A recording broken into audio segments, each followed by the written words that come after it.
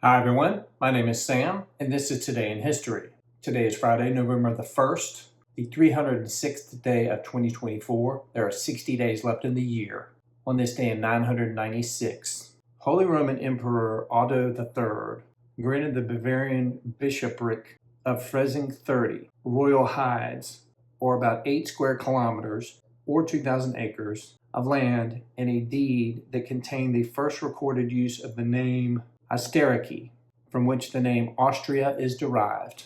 On this day in 1512, for the first time, the general public was able to view Michelangelo's fresco on the ceiling of the Sistine Chapel in the Vatican Palace. The artwork is among the greatest achievements in Western painting. On this day in 1611, William Shakespeare's The Tempest was reportedly performed for the first time.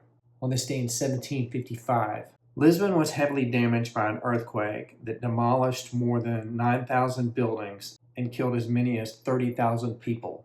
On this day in 1765, the Stamp Act went into effect, marking the first British parliamentary attempt to raise revenue through direct taxation of all American colonial, commercial, and legal papers.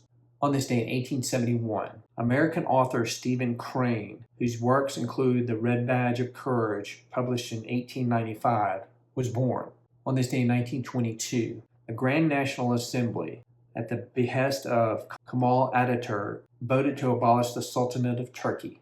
On this day in 1938, in a horse race that captured the imagination of Americans during the Great Depression, Seabiscuit defeated War Admiral by 4 lengths. On this day in 1950, Puerto Rican nationalists, members of the Armed Forces of National Liberation, the FALN, attempted to assassinate U.S. President Harry S. Truman.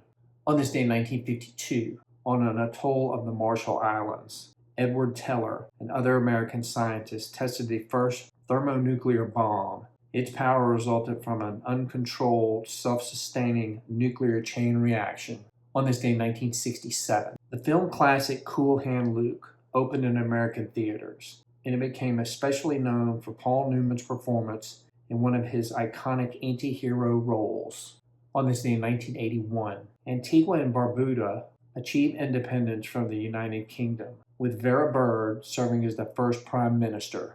On this day in 1993, the Maastricht Treaty entered into force, thereby establishing the European Union. On this day in 1994, the National Aeronautics and Space Administration, NASA, launched its WIN spacecraft on a mission that would include a halo orbit between the Sun and Earth to explore the space environment there. On this day in 1997, James Cameron's Titanic, a drama about the doomed ocean liner, had its first public screening at the Tokyo International Film Festival. The movie would become one of the highest grossing of all time, and it made Leonardo DiCaprio and Kate Winslet international stars. On this day in 1999, American professional gridiron football player Walter Payton, who was one of the game's greatest running backs, died from bile duct cancer. On this day in 2006, American novelist William Styron, known for his treatment of tragic themes and his rich classic prose style, highlighted in such works as Sophie's Choice, published in 1979, died at the age of 81.